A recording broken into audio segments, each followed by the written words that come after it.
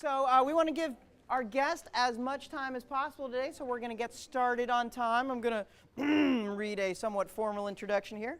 So, Assistant Professor of Intermediate Sculpture at the University of Texas at Arlington, Darryl has exhibited nationally and included in the permanent collections of the Philadelphia Museum of Art and the Museum of Fine Arts Houston.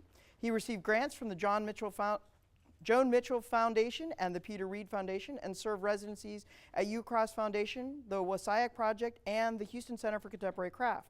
He also serves as the collections manager of the Samuel Gray Society, an institute dedicated to 18th century American history. His work is based on research in American history and mythology and utilizes digital media, printmaking, sculpture, and installation. So please join me in welcoming Darryl Lauster.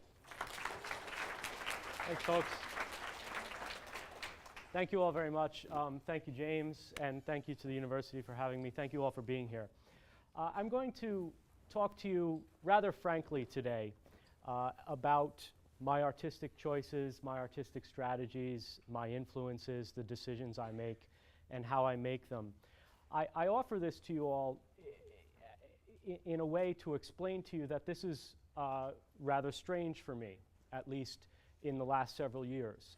Because when I have done talks of this nature for the last several years, I've typically done them as performances, wherein I will come in, well, as my alter ego, which is to say Jonathan Dowry, the collections manager and founder of the Samuel Gray Society. And I often come in as an independent scholar, denying myself the role as an artist, and talk about the institution that I've created very much as if it existed.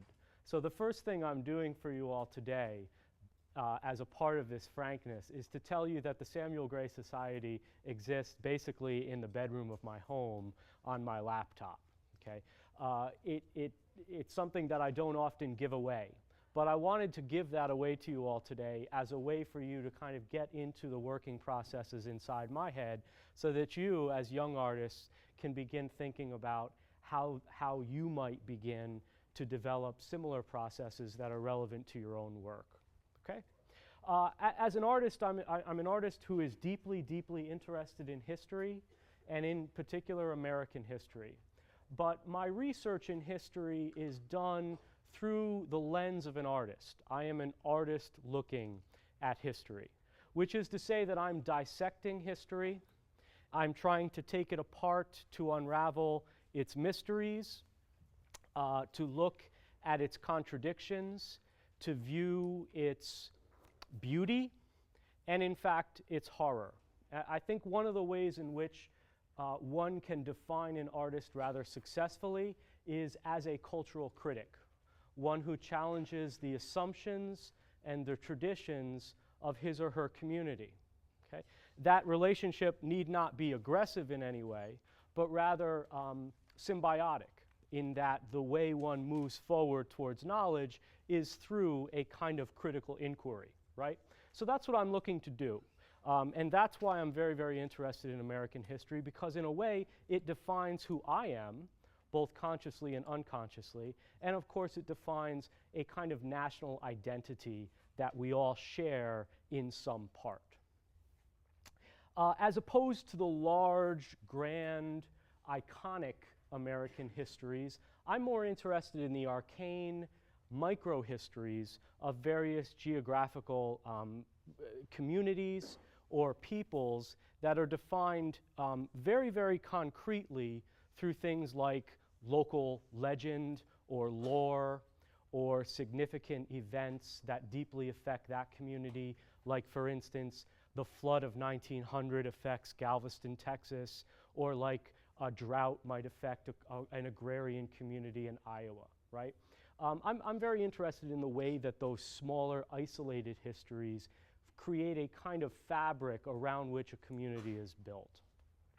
If we look at history as a record of human events, which I think is a pretty plausible definition for history, we must look at humans, right? To say that history is a record, a chronicle of human events, is to say, in essence, humans create history. At least the history that humans look at is created by humans. And to look at the human record and the way history is formed through the human record, what are we really talking about? We're talking about this big word with a capital H, and the word is hero, right? Really is what we're getting at.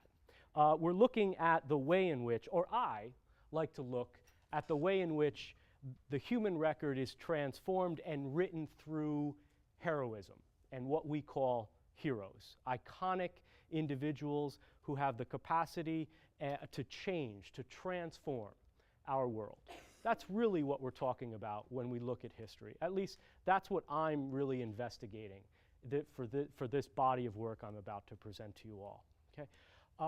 So what does that mean? Well, if you want to understand America as the child of ancient Greece, which I think in many ways it is, it helps to think of an important word that comes out of the ancient Greek called kleos, which is spelled K-L-E-O-S, kleos. How many of you are reading Homer in college, in any of your classes? Anyone out there? Okay, good for you. All of the rest of you need to read Homer, okay? Oh, you're already been there, done that. Okay, great. What the ancient Greeks understood very well is that this notion of kleos, which basically translates into a kind of eternal glory through immortality. How is that immortality granted? Not through some strange afterlife that is cosmic or metaphysical, but rather through stories, through legend, through the poetry of people like Homer and playwrights like Aeschylus, but also through the historians of ancient Greece. People like Thucydides told the history of the ancient world through the actions of their heroes, through the kleos of their warriors, of their kings, and of their noblemen. Okay. So what I'm doing is looking at America, looking at American history, and trying to find a kind of hero that I believe is deserving of a better story. Or, in the case of Samuel Gray, a story in and of itself. I found Samuel Gray serendipitously, but also in this kind of wonderful conglomeration of need equating to this wonderful discovery. Samuel Gray, if you don't know, could be argued to be America's first martyr. The first man shot and killed by English soldiers during the Boston Massacre, March 15th, 1770. Okay. The Boston Massacre is arguably one of two, possibly three events that ultimately will lead to the American Revolution. Okay. Significant figure in American history, and yet only three things are known about Samuel Gray, which was important for me. One of the reasons I chose this individual is because very little is known about this individual. Number one, he liked to drink, okay? And most of this comes from the records of Samuel Adams. John Adams, not Samuel Adams. How'd that happen? John Adams, who was the lawyer for the British soldiers who were tried, ultimately convicted on several counts, but not the highest counts of the massacre, of murder, in essence, unjustified killing. So apparently he liked to drink. He worked at John Gray's Rope Works in Boston, which was a hotbed of anti-British sentiment at the time. And the last thing that's known about him is that he had a brother. That's it. He wasn't married. He didn't have children. No one knows anything about this man who died very young, with a shot to the head. And so I decided that I wanted to write his story because no story existed for him. And what this gave me the opportunity to do was to plug an American history into a significant person who was largely mythological. Okay. Why would I do something like this? Well, that's actually a really good question. Because it's subversive, right? And I'm not an artist. While I consider this to be a perfectly valid strategy, I'm not an artist who's necessarily interested in a kind of sardonic mockery. Rather, what I'm interested in is creating channels for people to become aware of the necessity for critical inquiry, right? And one of the things that I notice about history, the more I look at it, the more I understand that it's built on a foundation of assumptions that are frequently inaccurate, and that there's a built-in inaccessibility to the historic record by nature of the fact that we can never experience it, right? So we can know through the diligence of scholars about 80% of the individuals who died at the Battle of Antietam in the Civil War, right? We have their names. And historians and scholars and people interested in the preservation of Civil War battlefields have done painstaking research to get us this far. So we know, we have a sense of what that might have been like, but what we'll never have is a sense, for instance, of the smell of gunpowder, or what the scream of a mortally wounded man sounded like on that battlefield, right? That's what I mean by there's this built-in inaccessibility of history. And in many places, history is augmented and transformed and revised based upon two things. One's definition of heroism, right? Because going back to our definition of history, if history is in essence a record of the human events or the heroic deeds of individuals, well then it seems to me that we need to come up with a definition of what heroism is, right? Because one person's hero is another person's dissident. That's a problem, okay?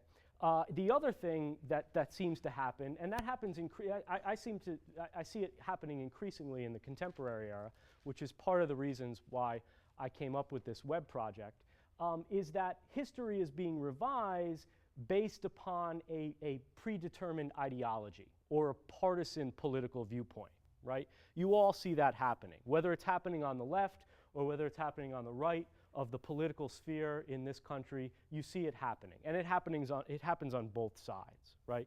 Things are revised according to the ways in which one wants to believe something, as opposed to the ways in which something truly happened, right? So I'm looking to subvert much of that, to mix it up, to muddy it all up, so that the viewers of my work can begin questioning my work and the accuracy and the truth that I portray in my own work, so that they can then take that same framework and apply it to other templates, right? So that if you question me as an artist, you will then question the book that you're reading.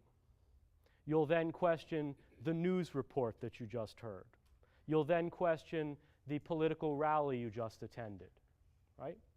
That's the goal here. That's my end game. So a little bit about my website.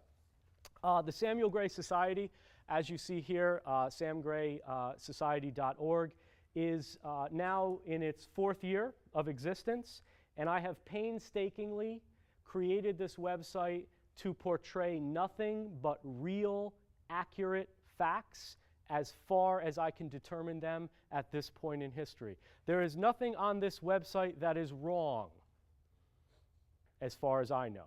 Things might change in the future, because the other great thing about history is that new discoveries are made and things are changed as we learn more, right? So there's nothing here that's inaccurate to the point of my knowing consciously it is inaccurate.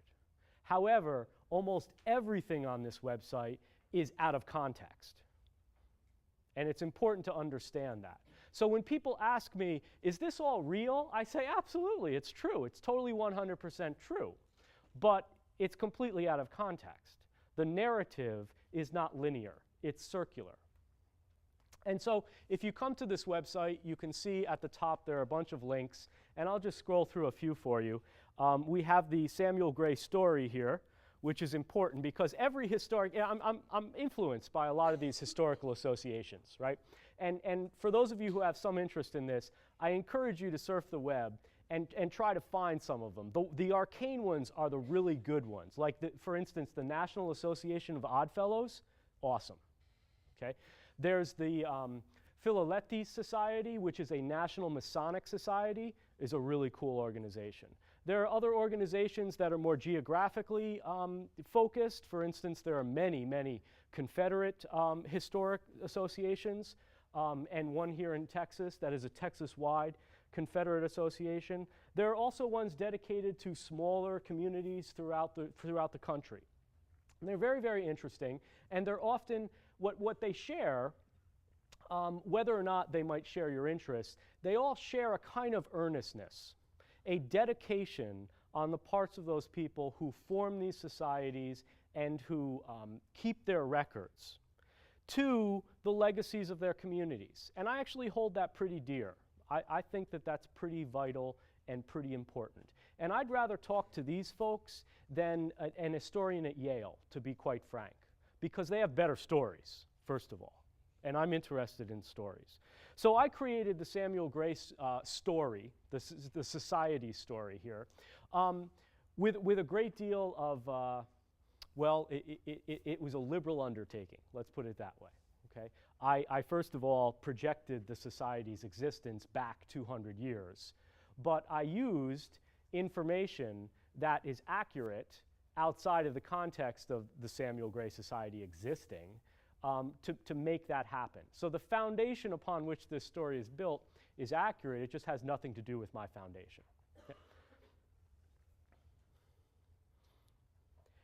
There's a link to Boston history, which is also very, very well researched, the history of the founding of Boston and its establishment and its connection to the Revolution is probably the most accurate portion of this website. And I think that any historian of revolutionary history would be in agreement with what I have here.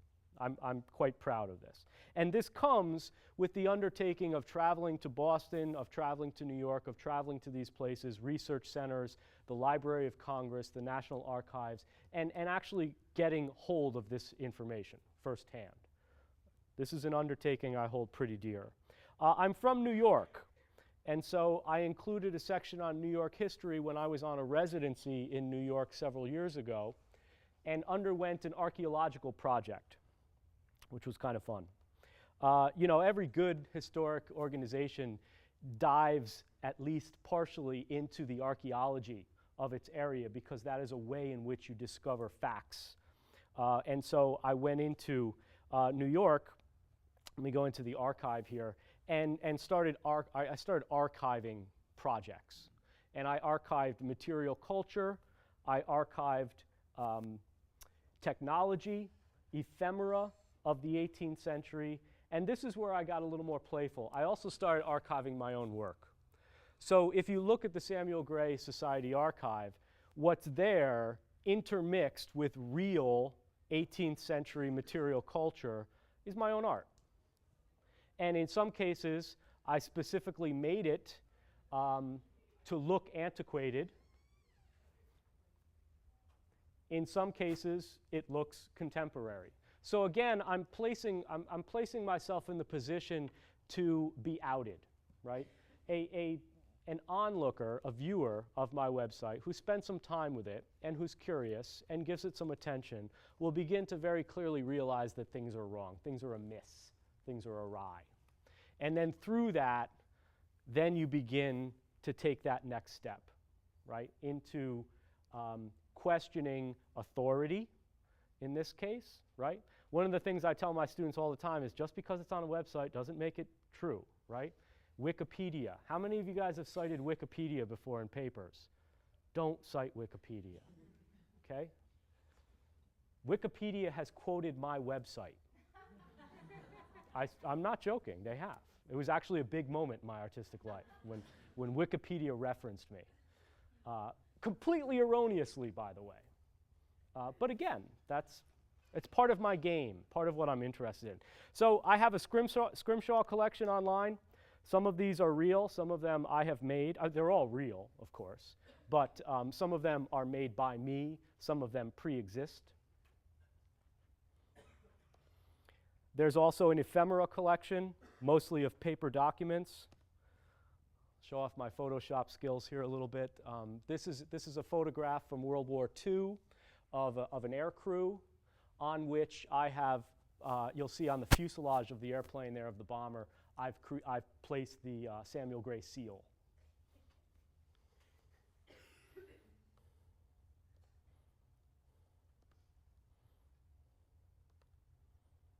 See if I can get back. Love those guys. Isn't that a great photograph? That's from the Library of Congress. I just need to figure out a way to talk for a couple minutes while my wheel spins. You all following where I'm going? Kind of? Okay, well, let me talk for a minute about while the wheel's spinning. As I mentioned, this has been about a 4-year endeavor now. And as I continue to make more work and as I continue to research, this website becomes, in essence, the archive for all of my work. Okay? And all of it is filtered through this interest in American history. Oh, good. And in fact, through this interest in this project. Go back to the archive. The third portion of the archive is 18th century technology. And so I have various aspects of implement and object from the 18th century in American history. Again, some of which are real. All those musket shells are real, some of which I've created. Okay? This flax thresher is something that I've created. Did you create any of the paper documents? Yes. Yes, I did. You'll have to figure out which ones. Sometimes I give it away, sometimes I want you to work.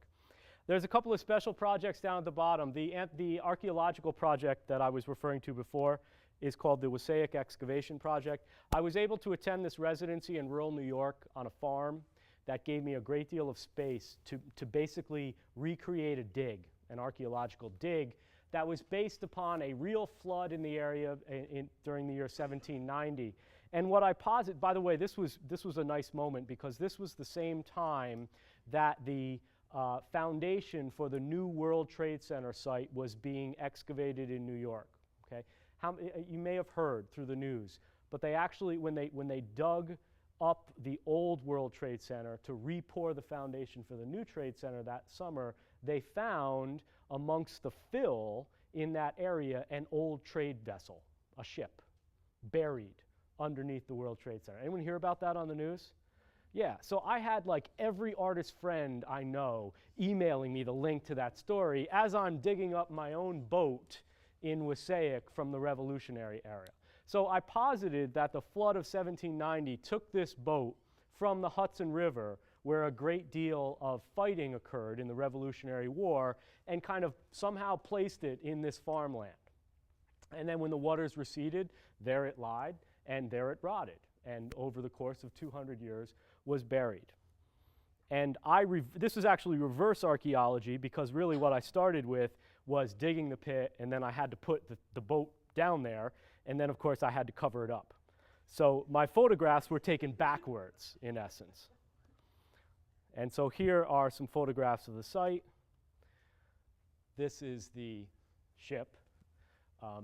And by the way, the barnwood, it was important to me, I don't know, I'm kind of a weird guy, so it was really important to me that I had barnwood that was 250 years old. So I had to go out and find this barnwood, because I wanted that to be accurate, right? The holes, but I wanted the wood to be accurate, so that if someone was looking at it, they'd go, oh, that actually looks like it could be real. So here's my Revolutionary War boat, supply boat. And amongst the detritus, things like muskets were found, cannonballs were found, Indian trade beads were found. This whole catalog exists now as a part of this site. And then, you know, it's important also, when you're dealing with history, it's important to have people do what's known as peer review, right? Peer review is the way in which you're tested, your documentation is tested for accuracy in the academic world. And I also have interviews with people that are placed into the website that are all my friends, again, posing as scholars who are documenting this work with me. So it's not coming up for some reason now, probably because of the Wi-Fi connection, but you can look at that too. Okay, so a little bit about what I've been doing for the last 4 years. What I've been doing for the last year is radically different. And again, I'm going to be frank, and I'm just going to talk to you about the way in which sometimes artists' ideas change. Ultimately, at the end of the day, this began to be not enough for me. I felt too distant from the work. The strategy that I had set up, the game that I was playing, was removing me, the artist, from the equation too much. I was out of the room. Even though I had created the room, I was outside of it.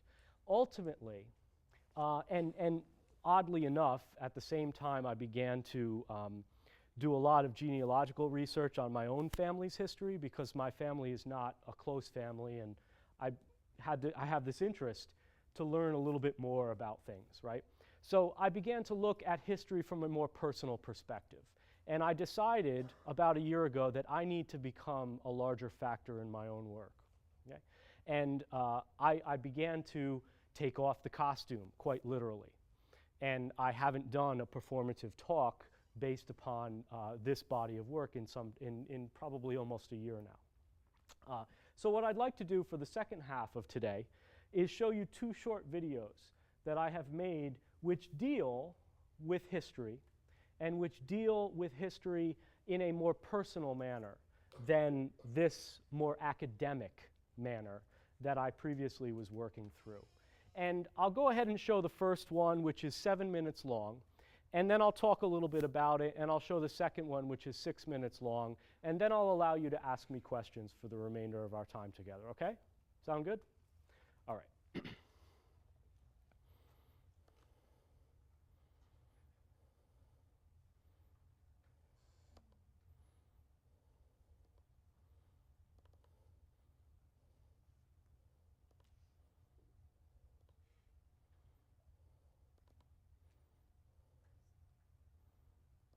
I'm going to show you the first one I did that corresponds to the death of my grandfather, and I'll talk a little bit more about him after it's done.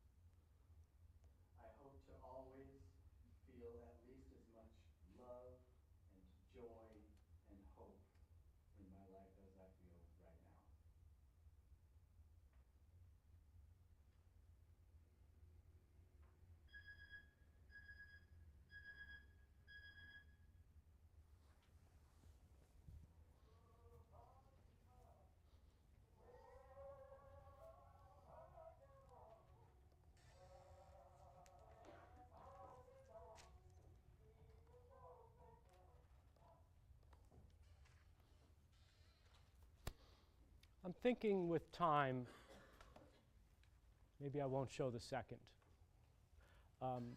But just to talk to you for a minute about that video, one of the things that you probably heard echo from the way I started this talk is the idea of heroism, and in this case, the weight that one feels about having to identify with that.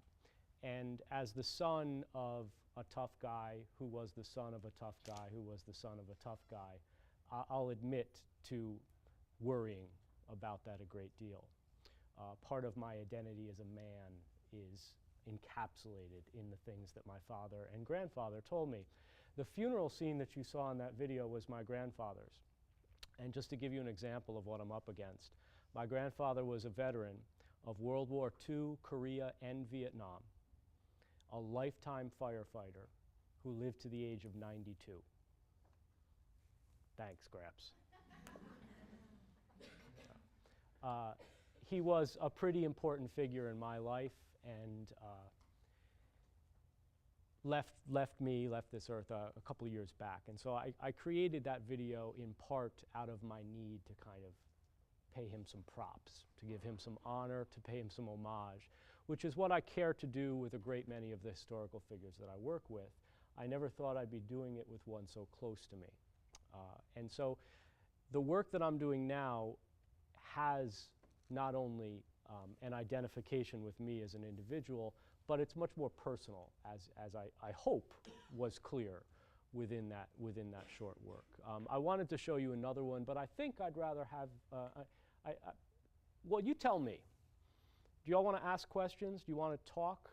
Or do you want to see another short piece? I certainly have some questions. Okay. You know, if you don't Yeah. mind. All right. Let's do some Q&A. Certainly. Anybody else? No? I'm just Anyone want to start? Yes. I think the dialogue that you're creating is interesting, incorporating American history into kind of like unknown histories.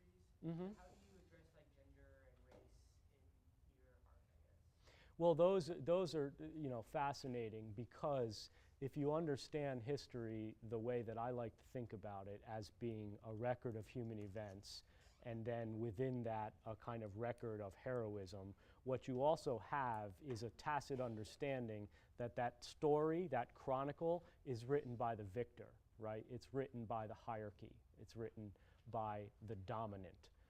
And so within that, much is lost. I mean, it's fascinating for me to see. One of the great analogies, I try not to be overtly partisan, and so don't take this way, but this is just kind of an easy analogy. You look at the Tea Party today and the formation of the Tea Party.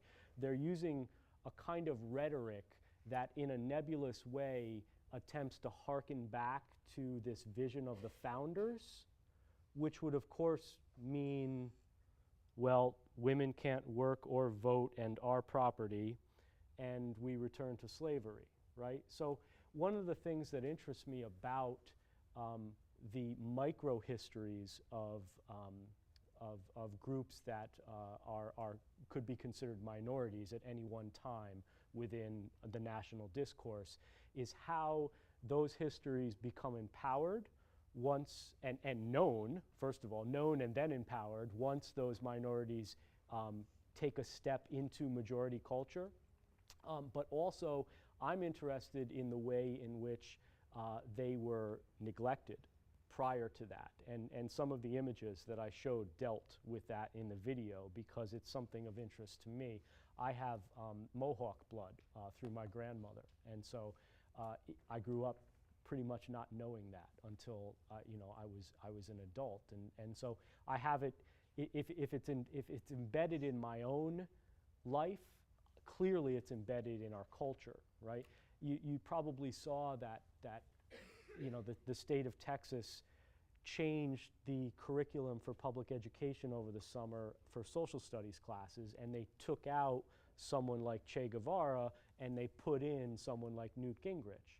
Again, I'm not making a partisan claim here, but what that does is that changes history, right? That absolutely, or at least it attempts to change history. So yeah, I'm very interested in that. I have no great answer to the question of how do we deal with it. I'm just interested in dissecting it and understanding that it's there, because that's to understand the biases of history is to understand history. There's no claim, you can't get around that. You know?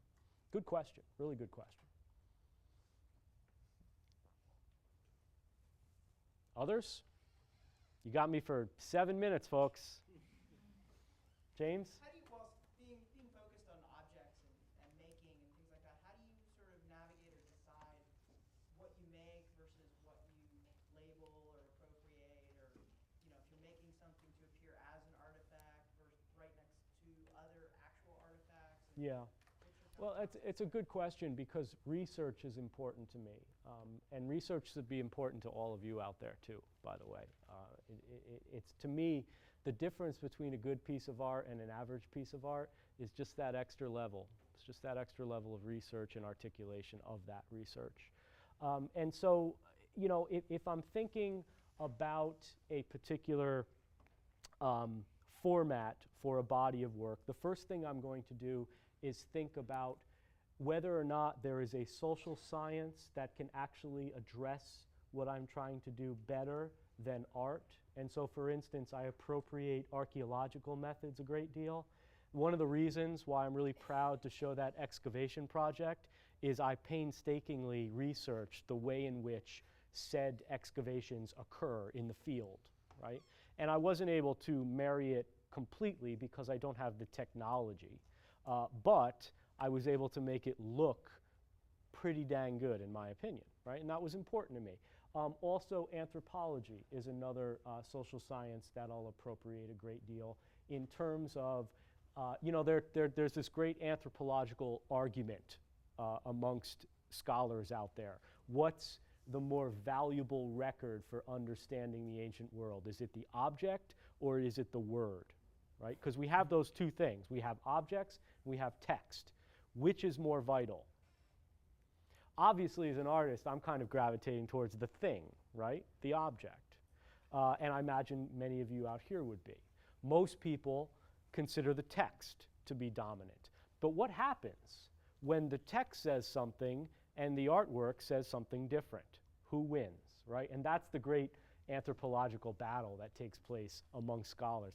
It's not truly a battle, but it's a nice debate to have among scholars of that field, because what it does is it investigates in a way the manner in which we come to knowledge. And so I'm thinking about that way in which we come to knowledge and attempting to project the paradigm that best suits it.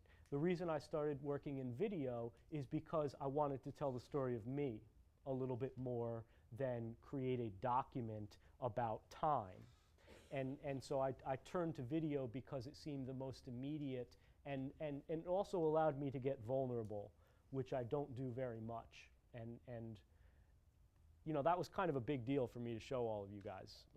You'll never know that, but again, I'm being frank, so I wanted to share it with you.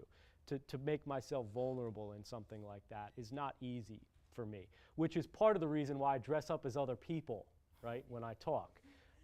So, again, I chose that medium because it seemed most appropriate to do that thing. Does that help? Yeah. Okay. In the back. I'll get you in just a second. Right now, it exists on the webpage, and then you can talk about it. Do you have any vision of it being a real institution that you can walk into? As you'll see on the website, the Samuel Gray Society's archives are available for exhibitions and travel. And yes, I've been contacted by several people over the last couple of years through the website. I have a website address through the site. And I've been contacted, oddly enough, by people who want me to help them research their family or their father who's related to the Revolution or to Boston history in some way. I've gotten a few of those requests from people.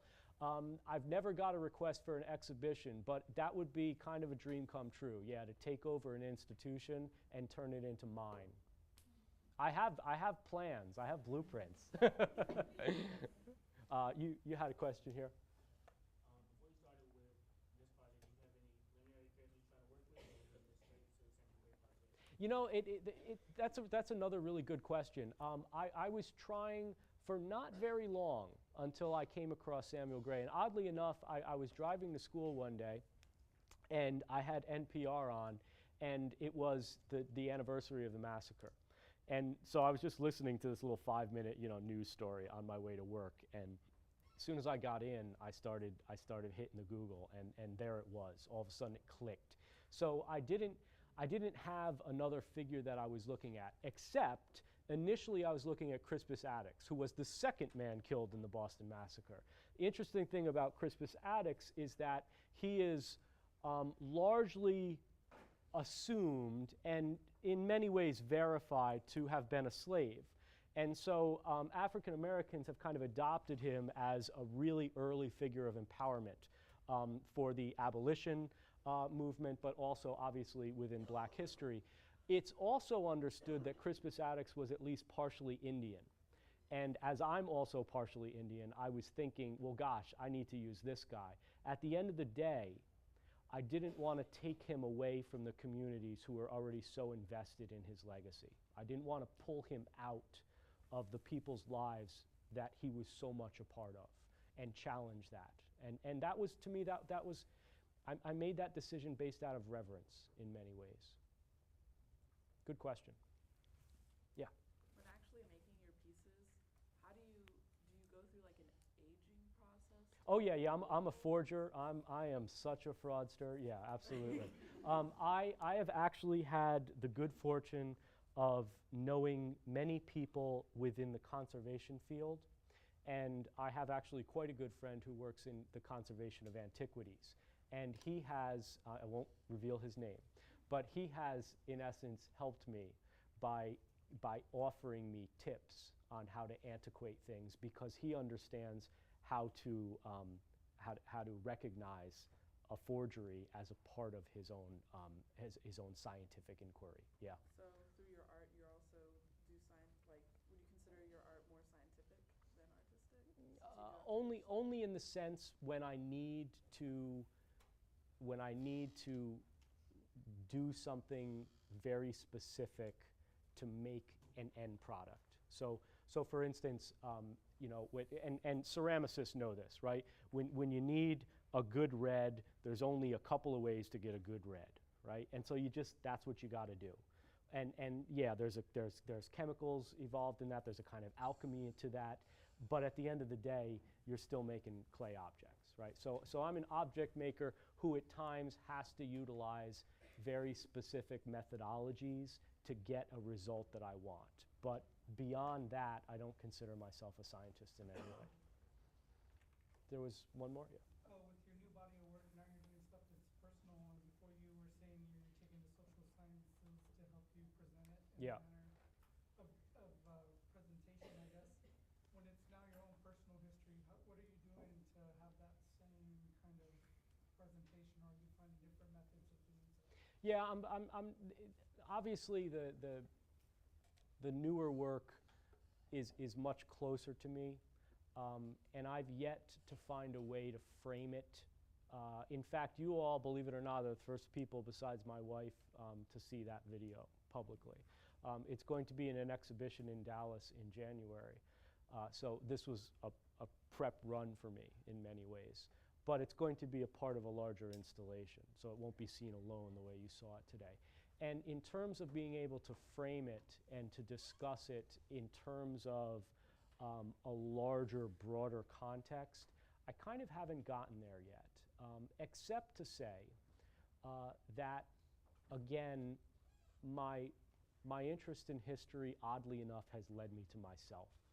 And so I guess what that says is that I, like everyone in this room, like all of you, are just as much a part of history as anything. Wow, that's like a really good way to end a talk, I think wasn't it? that's perfect. Holy crap. Okay, thanks for being here, folks. Have a great Thank day. you.